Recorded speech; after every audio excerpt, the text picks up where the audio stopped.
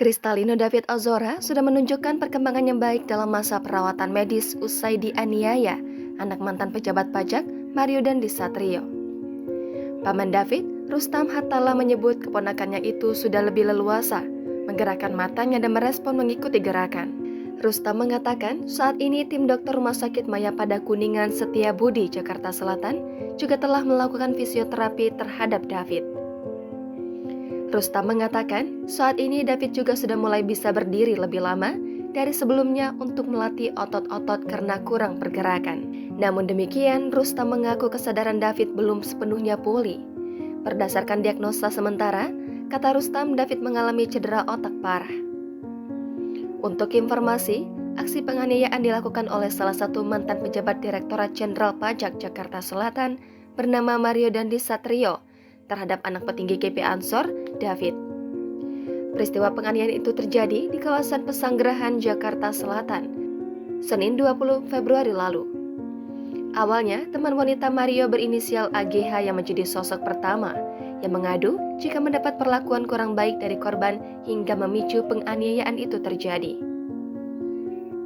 Namun, belakangan diketahui orang yang pertama memberikan informasi jika orang yang pertama kali memberikan informasi kepada Mario mengenai kabar temannya AGH diperlakukan tak baik yang temannya berinisial APA.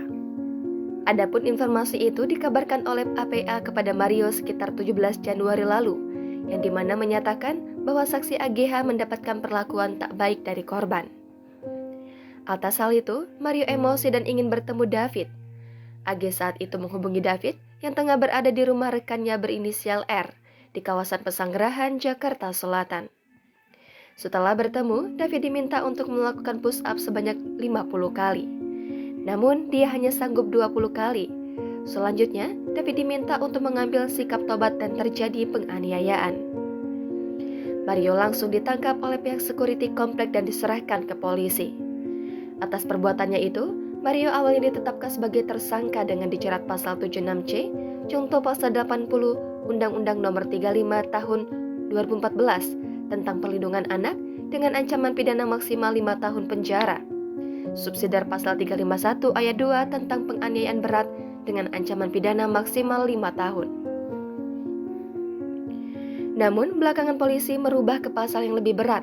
Sanksinya untuk Mario yakni pasal 355 KUHP ayat 1 subsidiar pasal 354 ayat 1 KUHP, subsidiar pasal 353 ayat 2 KUHP, subsidiar pasal 351 ayat 2 dan atau 76C Junto 80 Undang-Undang PPA dengan ancaman hukuman 12 tahun penjara.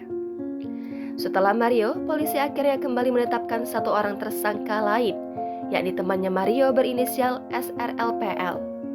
Dia berperan mengompori Mario untuk melakukan penganiayaan hingga merekam aksi penganiayaan tersebut menggunakan HP Mario. Ia dikenakan pasal 76C Junto pasal 80 Undang-Undang Nomor 35 Tahun 2014 tentang perubahan atas Undang-Undang Nomor 23 Tahun 2002 tentang Perlindungan Anak, subsidiar pasal 351 KUHP. Selain itu, pacar Mario berinisial AGH dirubah statusnya dari saksi menjadi pelaku. Hengki menuturkan dalam penetapan itu pihaknya memang tak menyebutkan AG sebagai tersangka, tetapi dengan sebutan pelaku anak yang berkonflik dengan hukum. Akibatnya, AG dijerat dengan pasal berlapis yakni 76C Junto pasal 80 Undang-Undang PPA dan pasal 355 ayat 1 Junto pasal 56 KUHP subsidiar pasal 354 ayat 1 Junto 56 KUHP subsidiar 353 ayat 2 Junto pasal 56 KUHP. Jangan lupa subscribe, share, komen, dan like ya.